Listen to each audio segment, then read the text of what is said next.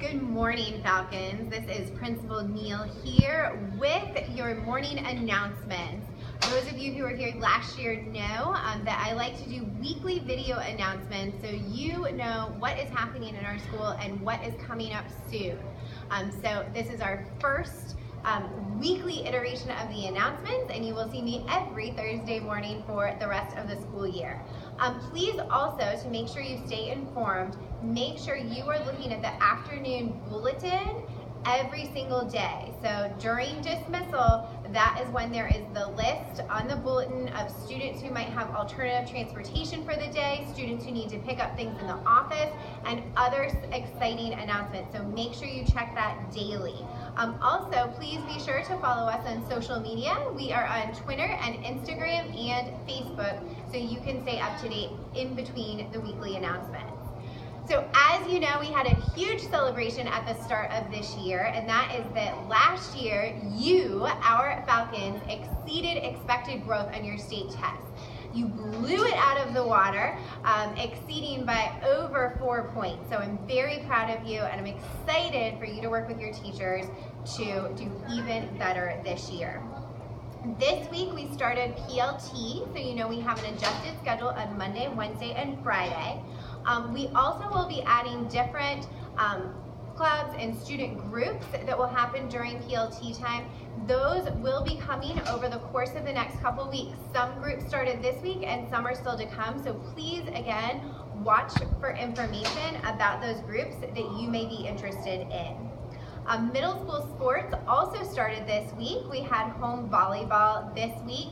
Next week, we have our first home football game on Thursday. So students, if you are interested in staying to be a spectator for the home football game next week, or any other home event rather, it is very important that you have a signed spectator contract signed by a parent that was part of the back to school paperwork that you received in August. You need to plan ahead with your teachers to ask for a wristband on the morning of the day of the event you want to stay for. So if you want to stay for next Thursday's home football game, Thursday morning, you need to communicate with your homeroom teacher to make sure you have a wristband. At the end of the day, we will be looking for your wristband that will have your name written on it with the date and with your teacher's signature. And you need to wait. Do not leave when buses are called, but wait to be dismissed to be a spectator. The other important thing you need to know is if you are a spectator for an athletic event, you must stay on school property at that athletic event. If you leave campus at dismissal time to walk across the street to McDonald's or anywhere else, you cannot come back to school to go to the athletic event unless you have your parent with you. So if you are here as a spectator, you need to follow directions and go where our faculty and staff directs you to go. You may not leave campus. Students, next week, in addition to the football game, we have a lot going on. Tuesday night is curriculum night. I hope all of your parents will be coming. They will actually visit each of your teachers' classes so they can meet your teachers, know what you're studying, and have other opportunities to learn about what's happening at the school. Tuesday and Wednesday is also when you will receive progress reports from each of your teachers. So your parents will receive notice that they will get an update on where your grades currently are in each of your classes. If you have any missing work, now is the time to turn it in so that the reports that go home to your parents will reflect all of your hard work that you're capable of and will show good grades in your classes. Students, next week also, for all of you who have earned the privilege, you will participate in grade level fall field days next week. We have one fall field day for each grade level next week, Tuesday through Thursday, so please look for more information from your homeroom teachers. It's going to be a great opportunity to mix it up a little bit, go outside, run around with your friends, and have a lot of fun at school.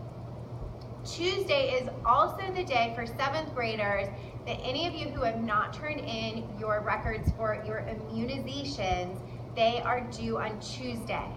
If we do not have your information, I have no choice, but the law says I have to exclude you from school. That means you cannot come to school until you have the documentation that you have had those immunizations. Those are health immunizations you need to get from the doctor.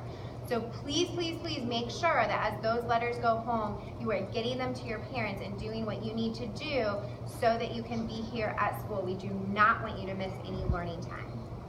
Students, right now we are also in the process of administering the MAP test for math and reading. Please make sure you are putting forth your best effort on those tests.